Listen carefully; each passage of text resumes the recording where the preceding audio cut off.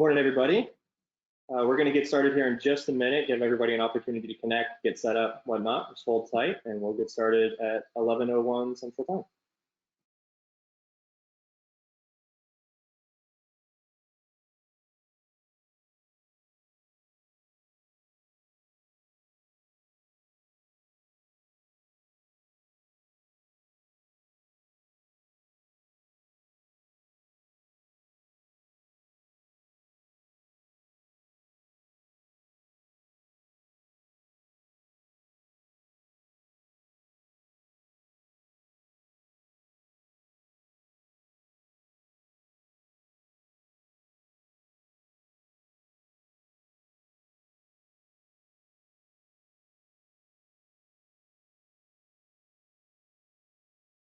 All right, we're going to go ahead and kick off. So good morning. Thanks for joining us for today's webinar. We prepared an awesome operator roundtable for you guys. It's a second part of our series in our Navigating Uncertain Times in the Storage Industry series. I wanted to cover a couple of quick housekeeping items before we begin, though. We've got 30 minutes in length for today's webinar. If you guys do experience any technical difficulties, please feel free to reach out via the chat feature, and we're going to do our best to help you guys through those. If it is an audio issue, we would recommend that you disconnect from the computer audio and use the phone call option that is there on your GoToWebinar panel. And then lastly, we are going to be taking Q&A through the Q&A portion of the GoToWebinar panel on your screen. We will not have time to address those answers today in the actual webinar, but what we're going to do instead is bring all of those home with us, and we're going to work with our panelists that you'll be hearing from today to be able to chase down some answers, and we'll get back to you probably early next week. So let's get started. My name is Matthew Beal. I am a product marketing manager at Storable here. I have 11 years in the technology space, but specifically I've spent the last 4 of those working in the storage industry. And I'm going to be your host for all of the webinars over the next following weeks. We're going to be hosting one every Friday at 11 a.m. Central Time. And so we'll get into that here in just a moment. But I wanted to start with kind of our mandate from Storable's perspective, the way that we see this all folding out for you guys. We suspect that you guys, and in fact, we've talked to a lot of operators in the industry, are dealing with a very similar set of priorities right now. And that is that first and foremost, we're focused on keeping our employees and our families safe. And we have, and once we've been able to accomplish that, we've started shifting over to the second piece of this mandate, which is to continue to deliver a quality customer experience to all of our clients. And today's webinar is a very effective way that we see that we can utilize our platform to do exactly that. And so last week, we had Cameron Berrigan from the Storable team share some early signs on how we see COVID-19 affecting the industry, and specifically some of the steps that you can take to offset the impacts on your business. Today, like I alluded to before, we have an operator roundtable. We have 3 sophisticated operators that we're very excited to be attending today. They bring with them a wide array of experience in the industry, and they're here to loan their perspective on how to adjust to this new market. And then next week, as a teaser, we're going to have Chuck Gordon, the CEO of Storable, who's going to be giving a state of the industry that will be informed by our unique position of being able to help operators, both large and small, but also to be able to help solve problems all over the spectrum from marketing and operations. And so that's something to be excited for as well. Be on the lookout for some email communication next week with how to sign up for that as well. But without further ado, let's get started with today's content.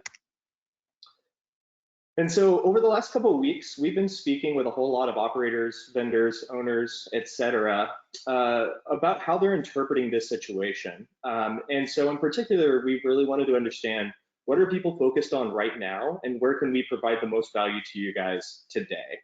And so it became very clear very quickly that almost everybody is focused on the short term. The medium and long term will come, but right now it is how can I serve my community in this time of need during this pandemic?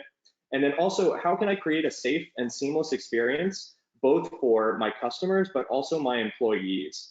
And so a couple of examples are here on the screen, but whether that's interpreting shelter-in-place orders, whether that is price gouging now that we've had a national emergency enacted, or whether that's things like collections, delinquency, and auctions, there's a whole lot of questions that people have that are just the day-to-day operations, and that's what today's roundtable is going to be focused on. And so I'm going to pass the mic over to Chuck Gordon, CEO of Storable, and he's going to be walking us through this roundtable today. So Chuck, take it away. Awesome. Thank you, Matt. Really appreciate it. We're super excited to have all of you on the GoToWebinar today to hear from our awesome panel. My name is Chuck Gordon, and I'm the CEO of Storable. And with us today, we have Kerry Richard, who is the Senior VP of Operations for Simply Self Storage, who has 130 locations, more than 130 locations in 23 states. We've got Bill Roberts, who's the Director of Operations for StayLock Storage with more than 60 locations in 6 states. And we have Brad Minsely, who's the co-founder of 10 Federal with more than 50 locations in 13 states, and uniquely, all of them are unmanned. So I'm excited about talking to our panel today of top super sophisticated operators about what they're doing to deal with this unprecedented crisis. So without further ado, we'll just get right into the questions. So first one is, I'm curious, are all of your stores open? And if so, what modifications have you made to your standard operating motions? And so why don't we go ahead and start with Bill? Well, our stores, in a way, they're all closed. Physically, they're all closed. They've been that way since the 16th of March, but we're still maintaining normal hours. It's just all phone-based or internet-based. So are you doing? So you're maintaining access hours for your tenants who are existing, and how about for new renters? Oh yeah, so access hours are unchanged as they have been. Typically 10 p.m. I'm sorry, 6 a.m. to 10 p.m. But we've closed the offices. Initially, for that first week, it was the week of March, about the 10th. We started locking doors, and we had managers working in the stores, but with doors locked. And then starting on the 16th. They all went home. So we haven't been limiting our access by our tenants in any way, except for access to the office. Got it. That makes sense. And how about you, Kerry? We have been open, and we are still open today. We have changed the access hours at most of our facilities from 8 a.m. to 8 p.m. To limit access on the property, and then we've also put up a sign where we're allowing one customer at a time in the offices, just to keep that social distancing going. But we are still open for business, regular office hours, and still renting spaces. Got it. Okay, and Brad, you've got a little bit of a different situation, so maybe it would help to just kind of give everyone a little background on how your company operates too. Yeah, so 10 Federal, we operate all of our stores unmanned, driven through technology. So leasing, rentals, overlock, release, all that happens in an automated fashion. Our stores all remain open. We're open 24 hours a day. Our access is 24 hours a day. Really, the only thing that's changed for us is internal to our call center, because we sent all of our employees home. One of the technologies we've been rolling out this first quarter has been video call centers, so that customers in our offices can communicate by video with our call center agents. We've had to turn that feature off just because I don't quite know or trust what our folks have at home right now. Until we get that figured out, we'll keep the videos off. Well, that's why they made virtual backgrounds, right? Yeah, show me how to do that. Okay, that's great. And so maybe you guys could talk a little bit about how you are taking new rentals. Obviously, that is, we're heading into the summer season here. This is going to be an interesting summer season, no doubt. How are you handling the renters that are coming in today, and how do you plan on doing it in the coming months? Kerry, why don't we start with you? Well, we started back in December of our new platform of renting online. So we made it really simple for our customers to go online, and in 5 easy steps, they can rent a space. Email sent to the property, the space is rented. They can have everything set up. Customer walks in, and their space is all ready. They can go right to their space. So really, it comes in handy right now that a lot of our customers are doing that currently. For anybody that comes into the office, our managers have done a fantastic job. They're being careful. As we said earlier, they're allowing one customer in the office at any given time. If they do have to show a space, they're keeping the 6-foot distance and just being careful when they're out there. But the renting online has really come in handy. And then we've been really relying on our call center to make sure that when the customers call, taking reservations, updating any information on hours of the properties, and then also walking through with them the 5 easy steps to rent online. So we've been doing a lot of that actually through the call center too, where they've just been referring back to the website. Got it. And with your call center, are they working from home? They are. In most cases, they're working from home too. So there's been no hiccups in the call center. Everything has been business as usual, and OpenTech has had it going from the start. That's great. That's great. And Brad, I'm guessing there's probably not a huge change for the way you're handling new renters. No, it's, we rent units through, one of three ways, call center, kiosk, or website. All that funnels through, the storable system for online move-ins. The call center agents can text the lease and all that right to the customer on the phone with them to sign through their phone. We use our overlock systems, DaVinci Lock, to secure all the vacant units. So if somebody shows up on site, we've already got a secured vacant unit that they can move into, and they get to keep that lock. So really nothing has changed for us at all on the move-in workflow. Now that DaVinci Lock is a really interesting innovation. Can maybe you talk a little bit about what that is and how you use it? Yeah, so we had to solve for a low-cost, really easy to understand solution for the customer to remove their overlock or remove a lock on a vacant unit when they encounter it with the facility being unmanned. So the DaVinci Lock is a mechanical lock. There's no electronics in it. The electronics exist in the form of a cloud-based database. And so if you envision a two-column database, one column has the combination lock code to unlock each lock, and the other column has an individual serial code. So every lock has a unique serial code. And the way that works then is there's a bunch of ways it can work, but one way is customer calls the call center when they arrive at the unit, tells the call center who they are, reads off the serial code on that lock, and the call center agent basically looks up in the database through the DaVinci Lock software what the code is, the unlock code, and they can give that to the customer right over the phone. If a customer's on, if a store's on storage, SiteLink, many of those, then there's an automated process where the person can do it right through their web browser on their phone. So it's been a great tool for us to really handle securing vacants and the overlock release process in an automated fashion without us having to be involved on site. That's fantastic. And not trying to be salesy here, but you do sell those as well, right? We do. In fact, we've seen a real uptick in the last 10 days. We've sold over 5,000 locks in the last 10 days and signed over 40 new companies up to the platform. So there's about 350 companies using it across the industry now. Unfortunately, fortunately or unfortunately, the locks are made in China, and we've had a little bit of a supply chain challenge there. So we're sold out of a lot of colors, but we have thousands of locks coming in April. Got it. That's awesome. People can just check out your website if they want information on that. Yeah, DaVinciLock.com. Thanks for the mentioning it. Yeah, for sure. And Bill, how about you? How are you guys handling new renters? Well, we were already doing online move-ins and over the phone as well. Sometimes with our call center, sometimes the managers. So we're just not doing, in-office rentals. So there's been a little bit of impact. I think a lot of people are just not renting right now, but it hasn't really been that significant. As far as the phone rentals and the online rentals, we started that early to the middle of last year, the online move-ins, and we've seen a really large increase. Actually, starting about in January, we saw that going up, and of course, in the last few weeks, it's gone up to nearly 20% of our rentals now are from online, from the website.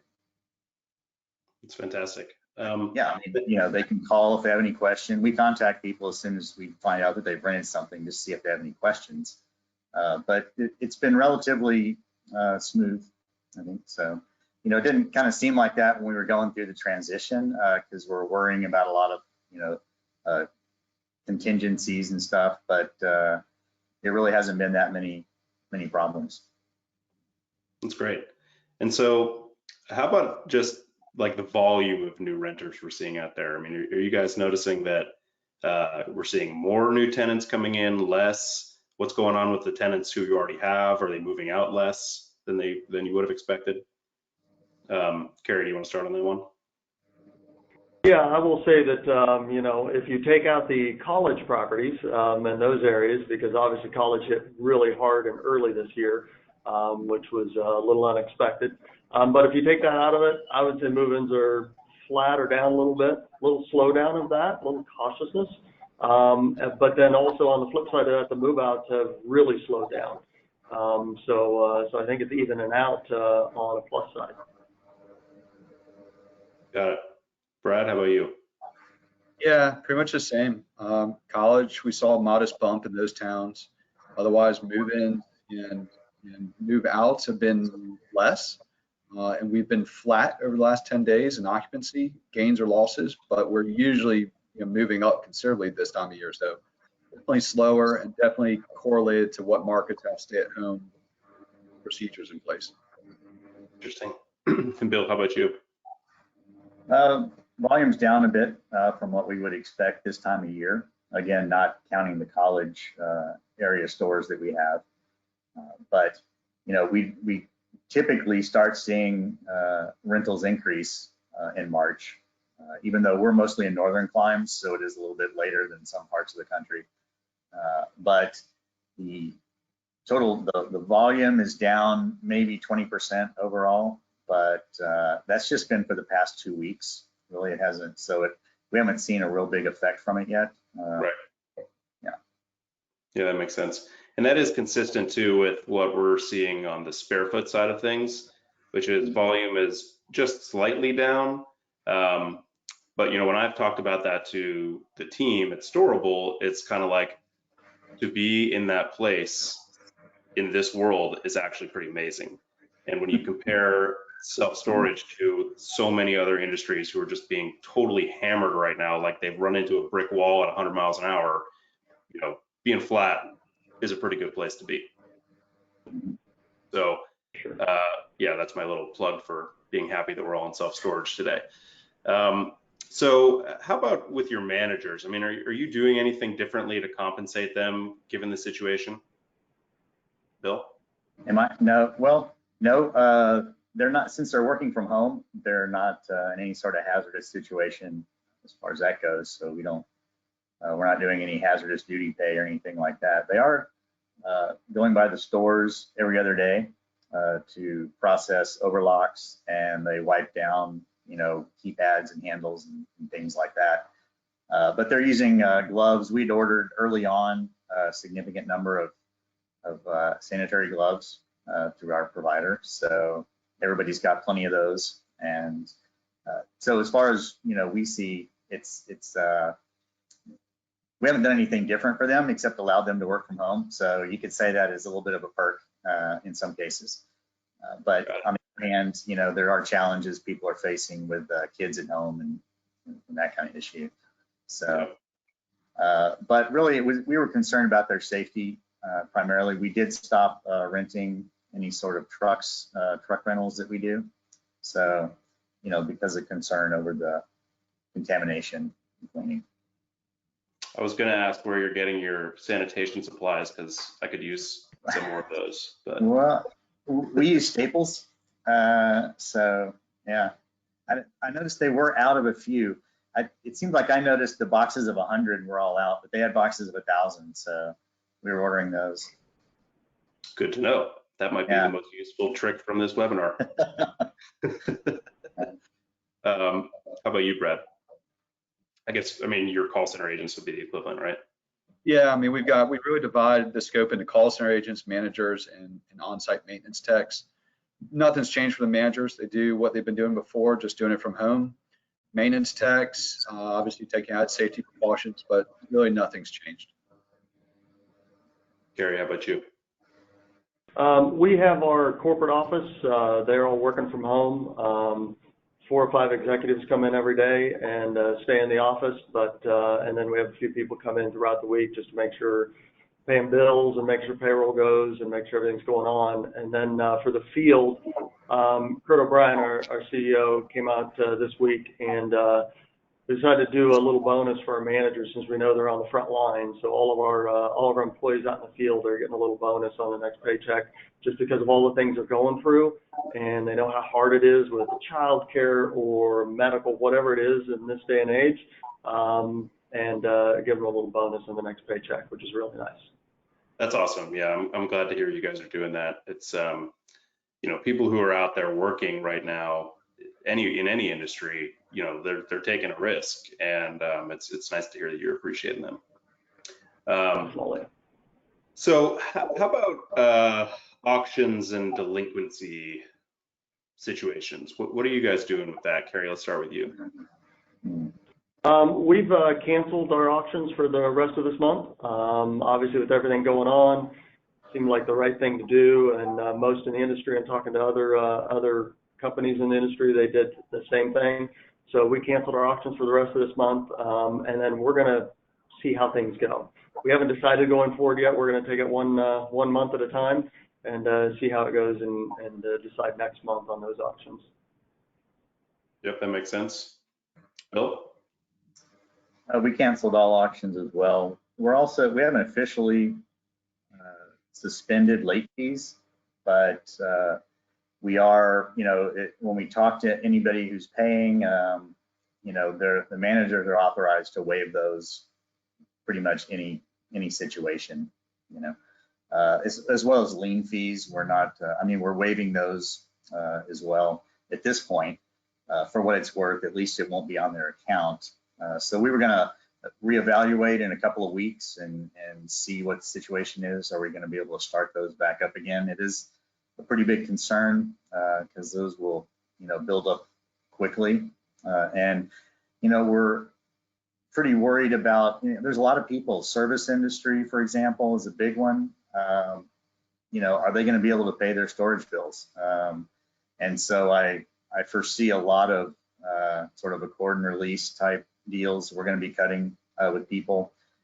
Usually we would waive, in those situations, we might waive a lien fee and a late fee, but we'd want our rent.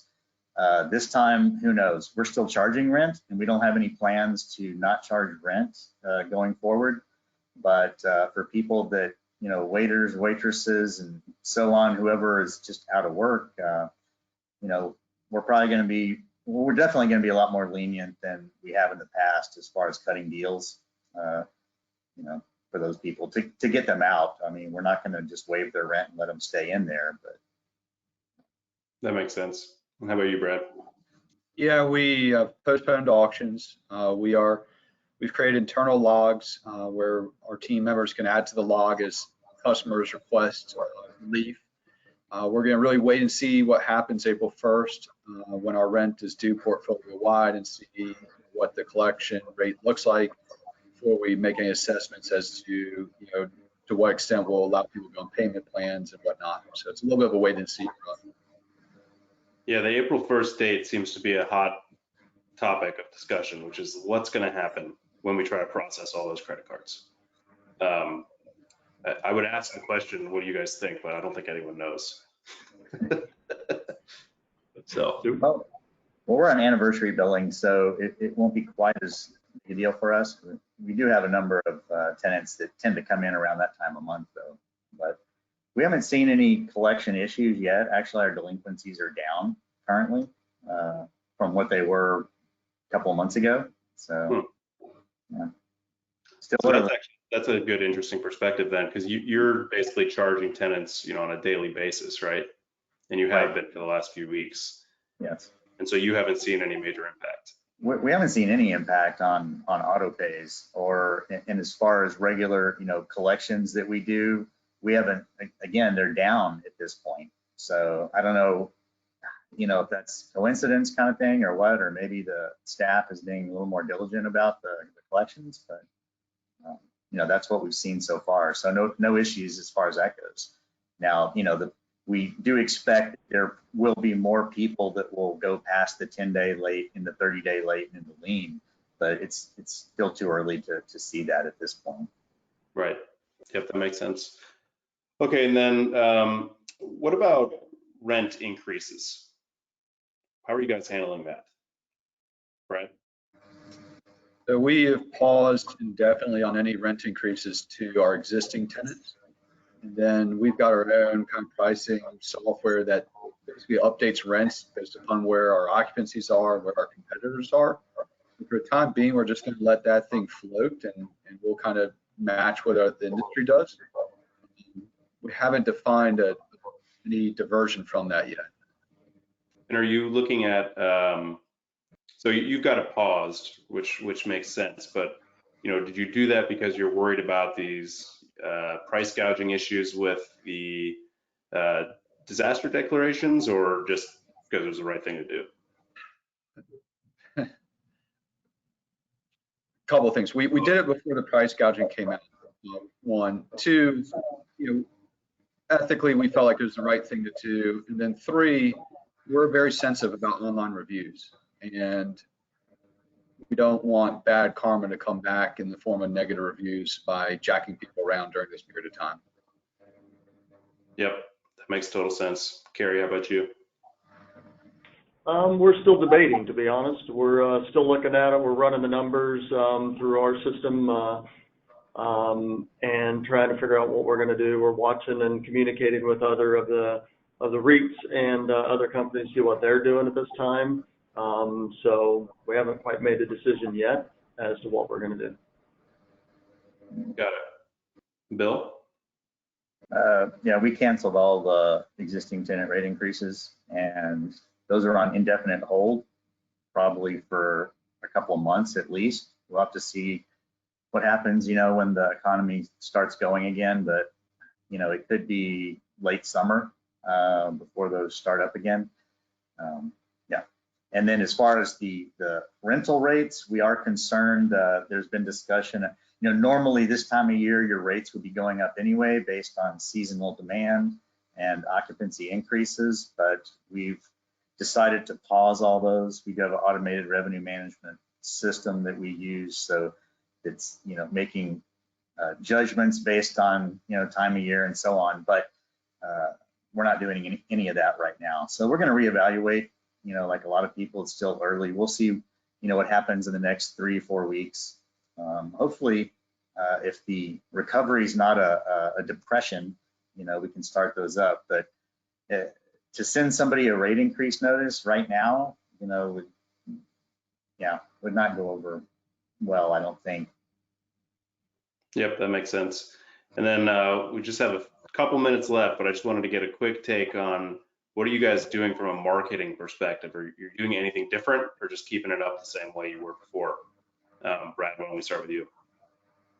Yeah, I mean, we keep a close eye on our stats coming off of the marketing, where we're getting traction, and we saw almost immediate uptick in the click-through rates on our Google ads that emphasize rent from home, rent online, and also the one that would offer a concession like first month free. So we paused all of our other Google ads and doubled down on those specific ads so that they were shown more frequently. And we're getting good traction, really good traction through those. Great, that's interesting. Yeah, that's a good tidbit there. And Kerry, how about you?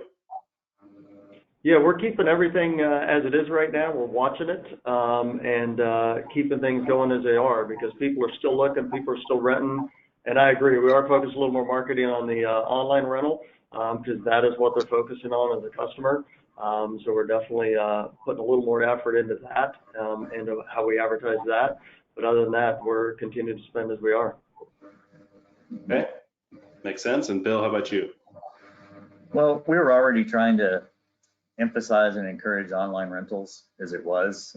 So we haven't changed anything to this point. It'll be interesting to see in the next month or so what happens. But right now, everything's as it was on marketing. Good. Okay, well, that is pretty much the end of our time today. So I want to again thank you guys, Bill, Brad, and Kerry. Really appreciate your time today and sharing all of your knowledge with the storage industry.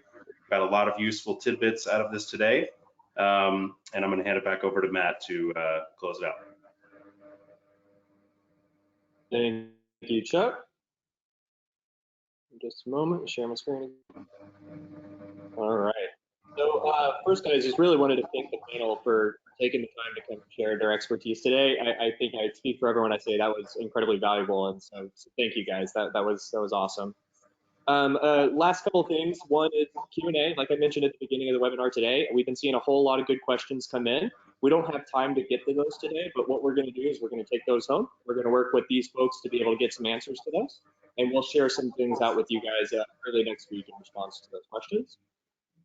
And then lastly, be on the lookout for an email next week for specifically an invite to Chuck Gordon's State of the Industry, which will be next Friday at 11 a.m. CST.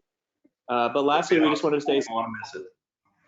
and we'll see you guys next week. Thank you. All right, thanks.